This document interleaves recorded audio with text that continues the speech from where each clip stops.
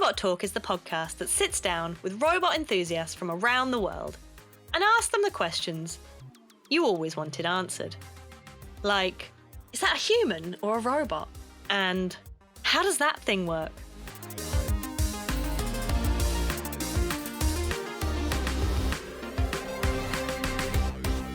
Hello everyone! Welcome to Robot Talk. I'm your host, Claire Asher, and this week we're focusing on realistic humanoid robots.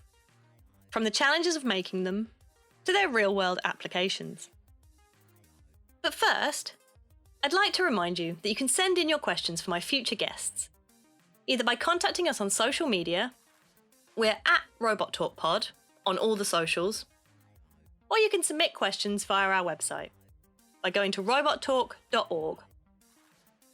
So, with all that said, I'm excited to introduce this week's guest. I recently had a really interesting conversation with Carl Strathearn from Edinburgh Napier University, all about humanoid robots, realistic robot faces, and speech. Today I'm chatting to Carl Strathearn, a research fellow at Edinburgh Napier University working on creating assistive social humanoid robots that appear, function, and interact like humans. Hi Carl, welcome to the podcast. Hi. So you create incredibly lifelike humanoid robots whose faces are almost indistinguishable from real humans. What inspired you to work on this area, and what applications do you see for these realistic robots? So really, from being a young age, we always used to go to this place called Flamingoland, which was like a theme park. And there, like in the 80s and 90s, they had the Rocket Fire explosion and the Talking Chimp show, which were like these animatronic bands. I was just so fascinated with them. Like, as one of them kids that was like trying to peek behind the stage, you know, and see if they were moving, and really interested. And also kind of growing up in the era of like animatronics in film, and just like such good films, you know, like Jurassic Park and Terminator and things. And it's always kind of stemmed from there, really. And then when I went to university, I got to interview a load of engineers who had worked on things like Star Wars and Harry Potter. And I was like, wow, this is really great. It became a way of like implementing what I was learning, like conversational AI and, you know, computer vision, into something that was really engaging and fun. And yeah, it kind of spanned from there, really. And then the more kind of I got to interview people, one of them said, I know some Imagineering guys, you know, you should talk to these people because they're kind of doing more what you're interested in, like autonomous kind of robots. And then when I got to speak to theirs, it's like, oh God, I want to be like one of these guys, you know, because they're just doing this incredible stuff. Yeah. But the realization was like, we have nothing like that in the UK. So it was like, I could find some actual applications for this stuff, you know. And yeah, that's where it came about. And in terms of kind of applications, you know, I think there is genuine applications in like healthcare, social care, and disabilities, particularly in like children, older adults, which is what I work on with the Civil project, which is Common Sense Enhanced Vision and Language. And within that project is what we do is we look how common sense can be used in HRI to help people with tasks like better understand, better communicate. So if you can kind of imagine, like, we work in the cooking domain. So if you have like a recipe, recipes are usually based on a method rather than a conversation. So they tend to miss out all this common sense knowledge, which is really important for people, you know, to help understand certain tasks. So we had like a group of interns who reimagined these recipes, saying them like communicate with the robot for the first time. So it's things like, you know, how you hold objects, where objects are located, things that could go wrong. And it's what we used. We create this data set off kind of the back of the original recipes that you can generate from. Okay. So we use like a generative model so now you can kind of ask questions and get a response from this common sense knowledge database. And also within that system, we include like computer vision. So instead of saying, I don't have any milk, what can I use instead of milk? The system can automatically detect what's missing and present within a scene. So, oh, you're missing milk. You can use soy milk instead, or something like that. Yeah. And then it's kind of all about embodied system design. So it's okay having like all these systems, but how those systems work together is really important. particularly in like healthcare domains, because things have to work like really effectively. And if they don't, then you can have like quite potentially serious consequences, right? So there was the AI for Good kind of conference a few months ago when they had like a realistic humanoid robot in a nurse's outfit. And that's all they've done. They've just taken this robot, put it in a nurse's outfit, and they had the guy, it's like a well-known figure in AGI, saying, this is the future of nursing and healthcare, and you're all going to have, these kind of robots in the future looking after you. And it's like, oh, you have no idea. You have no idea that how difficult it is to get approval for any kind of testing with these kind of systems. I mean, we've been in nearly a year. We started last year with the approval process to be able to take our robot onto a mental health ward and do a feasibility study with patients. And we're still going through that process now. And, we've got like internal reviews, external reviews, and you think you get so far, you get approval to a point when you need another approval process. So this idea that you're going to have this robot that can do everything is going to be this huge healthcare robot. It's not realistic, The actual application is so narrow. We have to have conversations with specialists who say, these are the interventions that we use in cooking. Of those interventions, we think potentially these two interventions would be most suited for your robot. And these are what we do with the specialists and therapists. This is what we do with the healthcare assistants. And this small area here is what we think you could potentially use your robot for. It's a real, like complex process to get this stuff and actually just test it in the real world, or what you tend to use it for. And I think there is real benefits. So I think that the human face is the most kind of natural interface for human communication. If we can emulate that with technology, then we do allow people to access and utilize technologies who otherwise wouldn't be able to use it. Yeah, I was going to say, if you think it's kind of comforting to speak to a robot that kind of looks like a person. Yeah, I think also people who've never used technology before, I know there's applications out there that use a lot of tablets in older adults, but older adults have never picked up a tablet before in their life, and you're asking them to do things like arrange their day, to schedule things using a tablet, when a robot interface would potentially be more natural way of doing that and be able to schedule and order things. Yeah. Not in every circumstance, obviously, but I think there is certain situations where that would potentially be more beneficial than the technology we have now that our generation is kind of used to. Yeah, although I guess you run the risk of, there's this whole kind of concept of uncanny valley. And so if you don't do a good job of making a really realistic robot, you might make it kind of alarming or scary by being just like close but not quite right. Yeah, but there's actually studies that have utilised that as well. And there's one in Japan who used it's one of the Gemini series robots, which actually looks a bit like a squid with a human head. And it's designed that way, so it is uncanny and it is kind of strange. It's a really interesting area. I mean, for me, it's all about pushing the boundaries of human likeness. Yeah. And, I think there is worth in kind of really replicating these nuances, these like emotions, facial expressions. There is benefit in that, but for other people, it's the movement away from that interests them. These kind of strange bespoke systems, because they do work equally as well in other situations. So it's really not a one size fits all solution to building this stuff for healthcare and all these different issues people may have. Yeah, I think creating realistic humanoid robots is such an interesting challenge. And on the one hand, humans are quite good at relating to things that aren't human. So maybe that's an argument for saying it's not needed. But then on the other hand, I can see that maybe the exercise of doing it even teaches us things about ourselves, right? Like, what do we want to see from a certain facial expression, or to express an emotion, or how do we process that? So like, there's some really interesting stuff in there about how our own brains work, I think.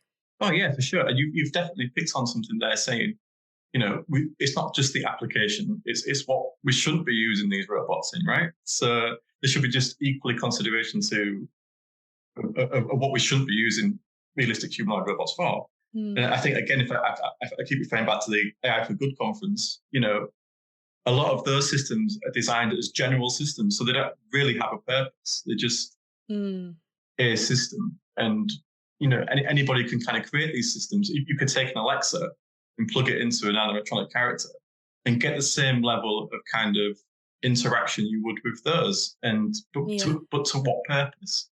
If it's just a general conversational bot, there's better ways of doing that.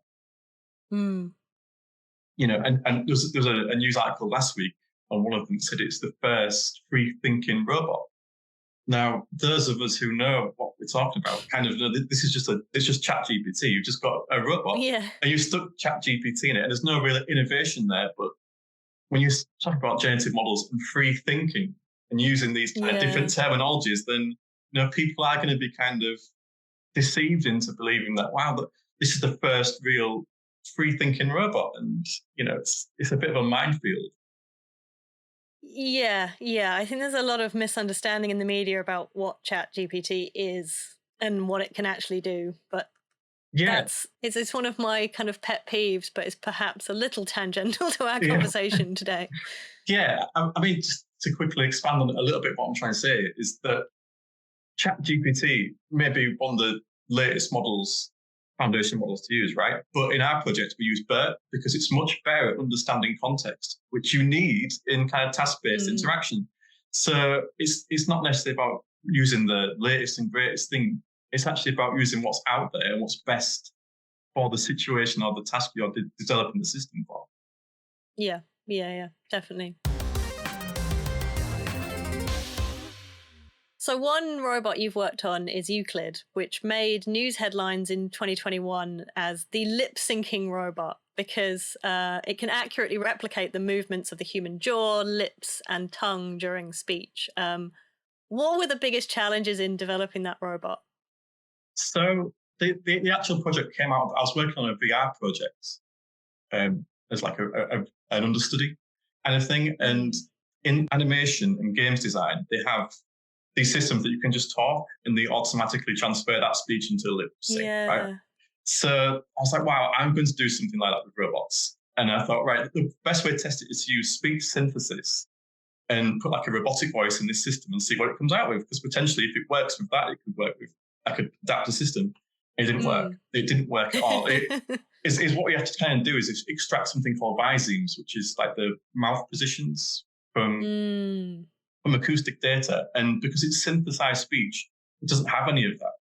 It has very little of that. So it never works. So I had to basically create this whole system from scratch. And the challenge was how to extract bizemes, lip positions from speech synthesis. And it was really about focus on the sound wave. And it's what I had to do is train a model on certain words. So we build up like a machine learning library, basically, a data set of similar sounding words. And the presumption would be, if that word sounds similar to that word, then the lip patterns should be kind of similar. Yeah. And it was about working on a system that would be able to predict similar lip patterns and similar sounding words. Okay. But it was really fun. It was a real fun project. And I hope someone will pick it up again because it's one of those things that I did. And I was like, oh God, this is brilliant. I love doing it. But then the actual implication of that hasn't happened yet. It's like, well, who else is building realistic robots who needs the machine learning lip algorithm? So it's great getting all this like publicity, but in actuality, is what would be great if somebody came along and picked that up again and said, oh wow, we can do something. Maybe in the future, maybe I have to wait for things to kind of, move forward a bit. But yeah, it was a really fun and creative process. Was that part of the project? Yeah, I mean, it kind of captures people's imagination, even if perhaps the use of it is not immediately obvious. It's interesting to me that the thing that you found challenging about that was kind of relating to interpreting the sounds and not like the actual engineering challenge of, because the mouth and the tongue, there's so many different muscles and the movements are incredibly intricate. Like that surely was hard, or had you already kind of done that separately in another project? So I was actually part of my PhD and I did tons of rapid prototyping. I was a bit of a nerd when it came to stuff like this. I was living in a top floor kind of basement thing. And you couldn't get to the edges of the room. You could only walk in the centre of this bedroom. So it was like sloped. It was like the roof was sloped. So I went to the university and I stole loads of desks and all the way around the room. And I had like 3D printers. I had laser cut. I had a CNC machine. I had like a chemistry set. And I had all this stuff set up. So I could just kind of work through the night, because that's my biggest peeve of the university, was that it closed at like 9 o'clock. And I wanted to keep working. So in terms of that, yes, it was very complicated and very intricate, but because this rapid prototyping, you can design stuff, animate it, simulate it before you have to kind of actually build it. And that was actually really beneficial. And yeah, there's always problems with this stuff. You're guaranteed, if you leave it for a certain amount of time and turn it back on again, something will be, of course, something's gone wrong. Yeah. And it's always at like times when you need the most. So I actually have like a set of spare mouths and things like that I can just kind of shove back into it. Yeah. So one thing that I found really interesting about Euclid is, I mean, you don't very often see really realistic humanoid robots, but often when you do, or when you see like an artist's impression, they're very classically beautiful, they're like a supermodel. And Euclid has a very ordinary, everyday face, it's not a supermodel, it's got some wrinkles. How did you choose the face? Is it modeled after a real person? No, because as part of the project, what I did is I created a young realistic humanoid robot and an old realistic humanoid robot. I wanted to see what people's interaction would be with it. And it was more about things like trust, like would somebody trust like an older looking robot or a younger one? And like you said, it's also kind of feeds this like paradigm of beauty, and it doesn't really, if you're building a realistic humanoid robot and it's kind of flawless, like a lot of them are, like it doesn't look real. And that it's kind of counterintuitive against what you're trying to design, something natural, something so but with the older looking robot with Euclid, I kind of had an idea that I'd want to move this on into a domain later on to do with kind of older adults. And it made sense to kind of cue that up a little bit. Yeah. So that's why that was kind of forefronted in my research. But again, it's just really fun. It's a really fun and creative field. And it's what I kind of wish is there was more kind of interest in it, because you can do computing, you can do all the technical stuff, but you can still create a robot and design its personality and how it looks and things like that. And that's a real creative process that is often kind of sidelined for other things, And yeah, it's just it was a real fun time making it, and it's a still fun time now adapting them and advancing them. Yeah. So you also worked on a robot called Bodhi, which is a 3D printed realistic humanoid robot that has eyes that dilate to light and emotion. Tell me a bit about that project. So again, if we go back to kind of uncanny valley theory, like the two main areas of kind of this uncanny valley effect is eyes and the mouth. So these are the two areas that I kind of wanted to focus on improving the current robot designs that were out there. And I actually got in contact with a guy called John Coppinger, who built the eyes for Jabba the Hutt in Star Wars. Right. And he was just such a cool guy, like to talk to. And the stuff, like he had all these diagrams, and it was incredible. And one of the conversations we had was like, wow, how could we use something like this in something the size of a human eye? Because Jabba the Hutt had eyes the size of plates, Yeah. So it was quite easy to put all these mechanisms inside. I was like, I want to do something the size of a human eye and do it. So it really became like a bit of a material science, where I was looking into how I could use artificial muscles to kind of create a dilating eye. And I was very limited in materials. So originally it was built out of carbon. So it's something called a dielectric elastomer actuator. And if you can imagine having like a silicon membrane stretched over a plastic frame, and in the center you leave a clear like aperture, and all the way around you have powdered carbon. And when you put electrodes into it with high voltage, they create an electric field that pull the eyes together. Right. And the pupil dilates. But the thing about carbon is it's really you need a lot of high voltage. And there was a few times that, it was like I got tasered, basically. In the development of them. Sorry, I shouldn't laugh at that. So I did some research. I had to get hold of graphene, because graphene is 4 times more conductive than carbon. Right. It's an allotrope of carbon, but it's more conductive.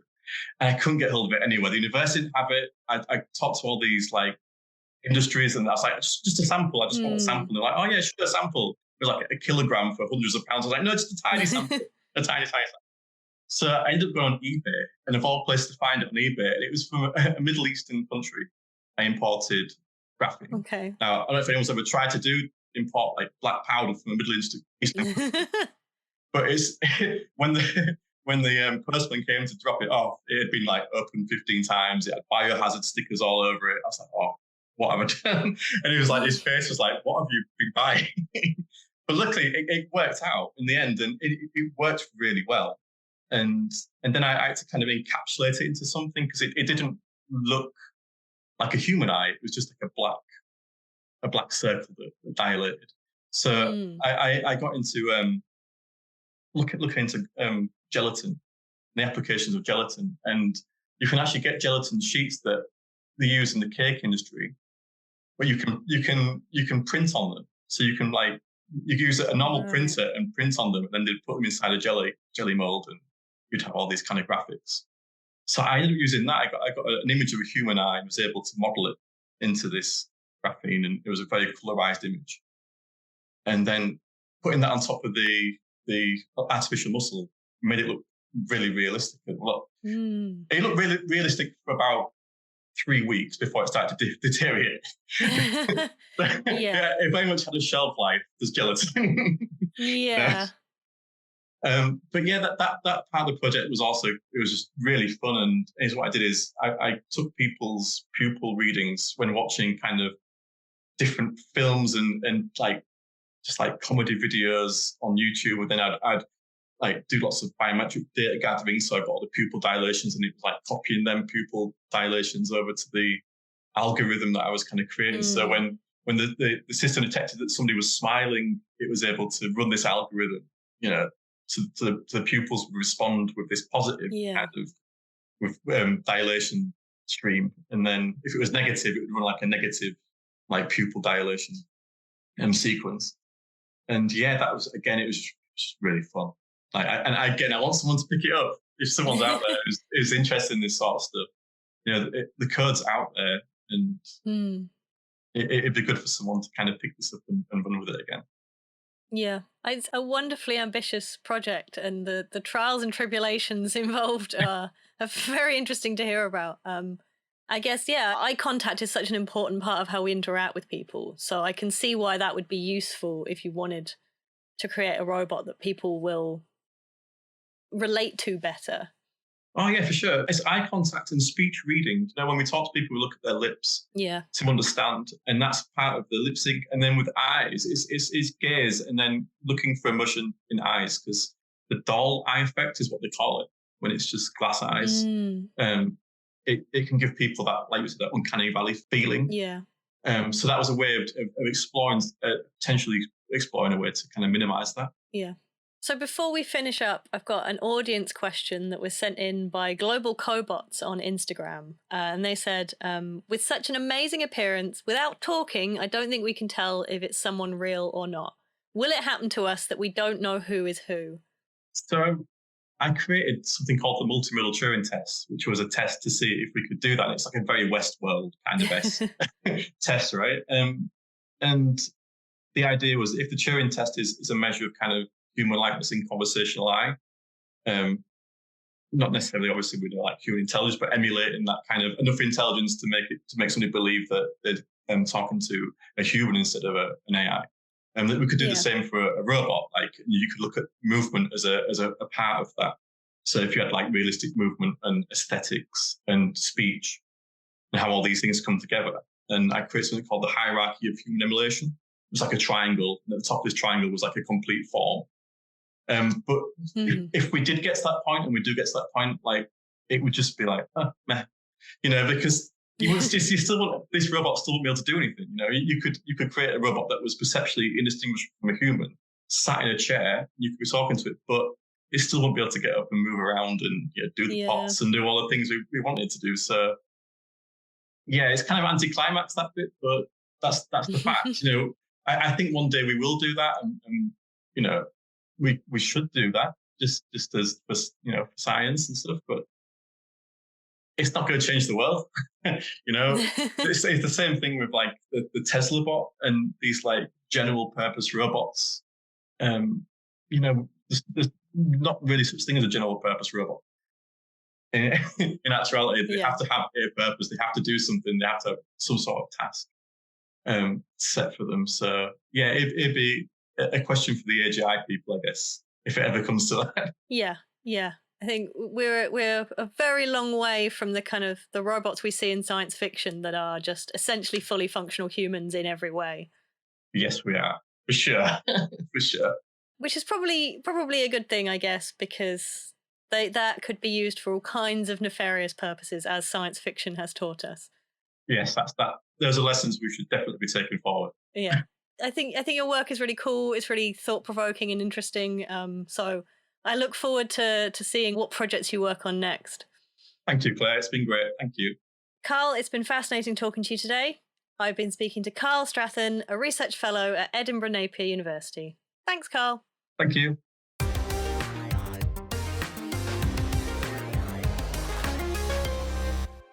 Thanks for listening. If you enjoy Robot Talk, please do share the podcast, subscribe, and leave a review to let us know what you think. And make sure you check out our social media channels to see a photo of the Euclid robot with a realistic human face that Carl and I talked about. We're at Robot Talk Pod on all the socials. Next week, I'm chatting to Masumi Iran Mansouri from the University of Birmingham about culturally sensitive robots and planning in complex environments. Until then, I've been Claire Asher, and this has been Robot Talk.